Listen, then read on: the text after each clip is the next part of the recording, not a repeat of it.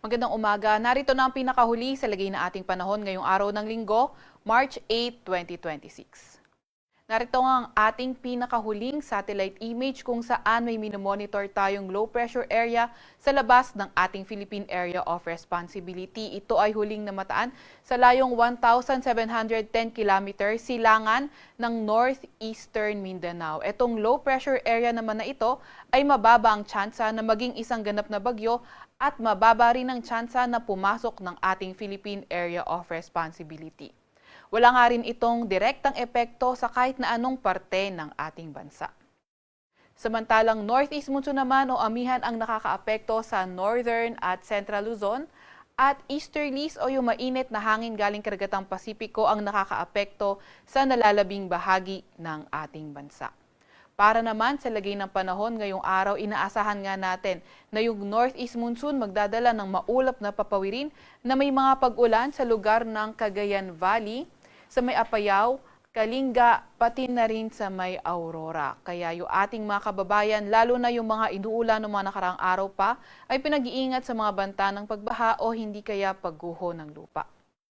Maulap na papawirin naman at may mga mayhinang pag-ulan, dulot pa rin ng amihan ang inaasahan sa may Quezon, sa may Marinduque, Oriental Mindoro at sa nalalabing bahagi ng Cordillera Administrative Region.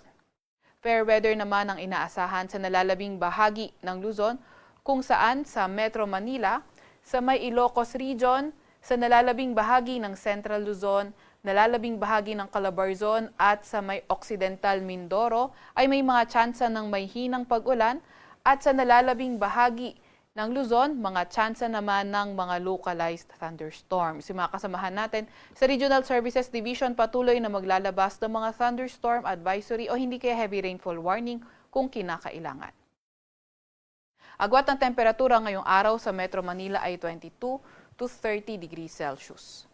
21 to 30 degrees Celsius naman sa may Lawag, pati na rin sa may Tugigaraw.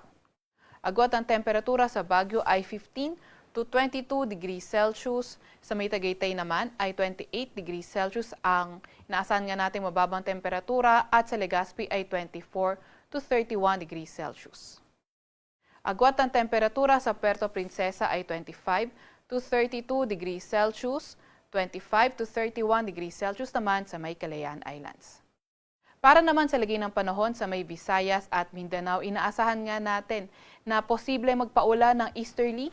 Yan ay sa lugar ng Eastern Visayas, sa may Dinagat Islands, pati na rin sa may Surigao del Norte. Kagaya nga na nabanggit kanina, ingat yung mga kababayan natin, lalo na sa banta ng pagbaha o hindi kaya pagguho ng lupa kapag nagkakaroon tayo ng mga katamtaman hanggang sa malalakas na mga pag-ulan.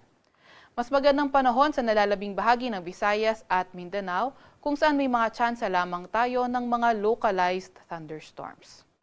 Agwat ang temperatura sa Cebu at Cagayan de Oro ay 25 to 31 degrees Celsius. 26 to 31 degrees Celsius sa may Iloilo at 24 to 31 degrees Celsius naman sa may Tacloban. Agwat ang temperatura sa may Zamboanga ay 25 to 34 degrees Celsius at 24 to 33 degrees Celsius naman sa may Davao. Update naman sa heat index, yung pinakamataas na italak to 32 degrees Celsius sa may Davao. Update naman sa heat index, yung pinakamataas na italak to 32 degrees Celsius sa may Davao. 34 to 36 degrees Celsius. 43 degrees Celsius ang heat index.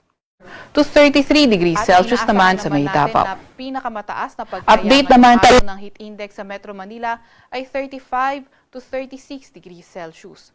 Posible namang umabot ng 40 degrees Celsius sa may Coron, Palawan, sa may Dumangas, Iloilo, Catarman, Northern Samar, Borongan City, Eastern Samar at sa may Cotabato City sa may Maguindanao. Kaya ingat lalo na sa mga areas na nabanggit. Wala pa rin naman tayong nakataas na gale warning sa kahit na anong dagat baybayin ng ating bansa at terminate na natin yung gale warning natin ngayong 5 a.m. ng umaga. Sa Kalakhang, Maynila, ang araw ay sisikat ng 6:09 ng umaga at lulubog naman ng 6:05 ng gabi.